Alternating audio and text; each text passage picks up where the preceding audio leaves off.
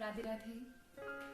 वसुदेव सुतं देवं कंस चाणूरमर्दनम देवकी परमानंदम कृष्णम वंदे जगद्गुरु।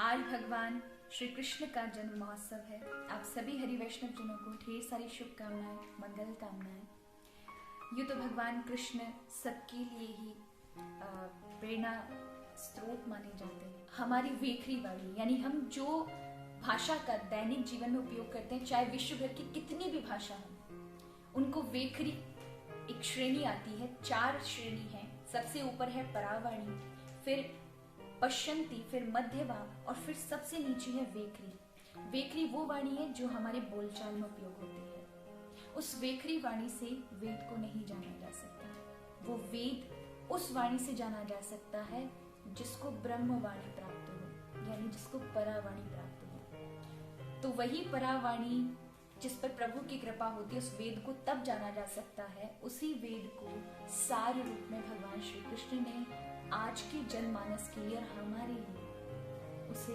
गीता के रूप में प्रस्तुत किया कि हम किस तरह से अपने जीवन को सही दिशा में ले जा सकते हैं, किस प्रकार हमारा शरीर कार्य करता है एक वैज्ञानिक ढंग से, हमारे मन को क्या जरूरत है, हमारी इंद्रियां हम कैसे भटकती हुई को अपने आप को संभाल सकते हैं। जब हम किसी ऐसी परिस्थितियों में आकर खड़े हो जाएं जहां हमें कहीं कोई रास्ता नहीं दिख रहा है, तब हमें क्या करना चाहिए, ये हमें गीता बताती है। तो आज के युवाओं को भगवान श्री कृष्ण से बहुत कुछ सीखने को मिल सकता है।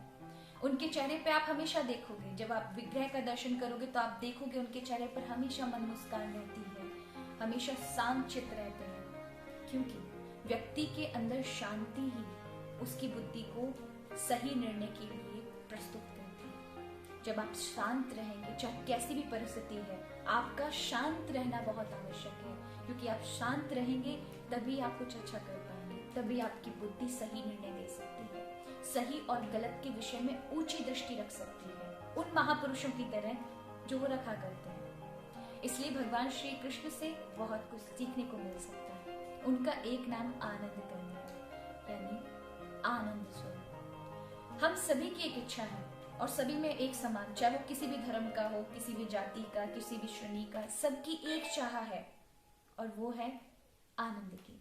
हम सभी आनंद चाहते हैं, यानी ऐसा सुख जो कभी खत्म ना हो। चाहे आपका सुख भले अलग अलग जगह पर बटा हो, लेकिन यात्रा सबकी सुख की है और वो सुख है केवल कृष्ण। वो हम ऐसा सुख नहीं चाहते कि आज सुख और कल वो हमसे छिन जाए। कोई भी नहीं चाहेगा।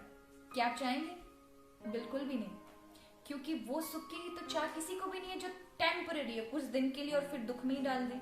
हमें वो सुख चाहिए जो हमेशा बना रहे, और वो सुख केवल और केवल प्रभु में है, यानी हम सबकी एक ही खोज है, उस ईश्वर की। तो वही आनंद हम प्राय प्रतिदिन अनुभव भी करते हैं। जब हम नींद में होते हैं तो अगर हमें कोई गहरी नींद में हम सो रहे हो और अचानक से हमें कोई जगा दे कि तुम्हारा क्रिकेट आ रहा है चलो, तो आप डांट देंगे उसे, आप कहेंगे मुझे सोने दो, मुझे परेशान मत करो। अच्छा बता दीजिए, उस नींद में आपको किसने क्या दे दिया? क्या आपके पास कोई नौकरी है? क्या नींद में आपको कोई टेंशन थी, उसका सॉल्यूशन मिल गया? या कोई शादी होगी जिसकी आपको टेंशन थी? या कोई और भी कोई धन संपदा मिल गई? नहीं, कुछ नहीं मिला संसार का, लेकिन आप अपने आनंद में थे, जो आपका वास्तविक स्वरूप है। आपने उसको महसूस किया।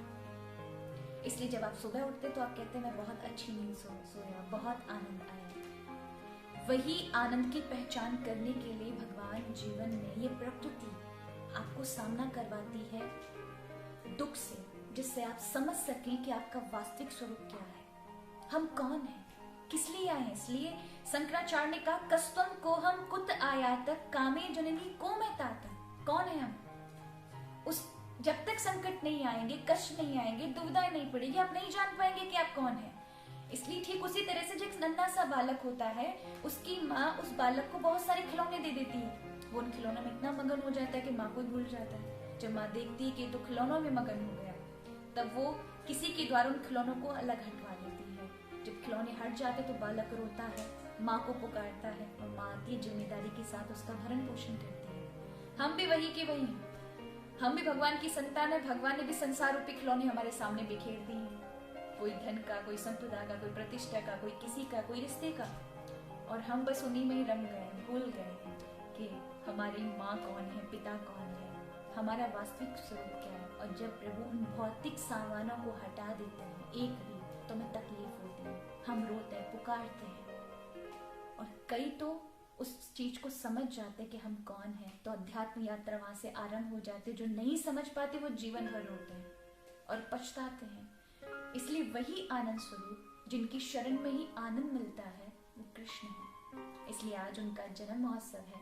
हम सभी उनसे कुछ सीख लें, उनकी चरण शरण में, जिससे हम आनंद से अपने जीवन को सबको प्रसन्न कर सकें, खुद भी प्रसन्न रहें, क्योंकि अपनी शांति, अपना आनंद सबसे महत्वपूर्ण है। आज सभी को ढेर सारी शुभकामनाएं, मंगल कामनाएं।